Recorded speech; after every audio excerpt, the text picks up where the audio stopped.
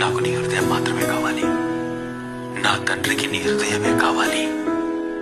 నీ వద్ద ఉన్నదాన్ని దయచేసి మాకు ఇచ్చేసాయి. మిగిలినవి వాటికవే వస్తాయి. నన్ను క్షమించండి. పైకి చూడు.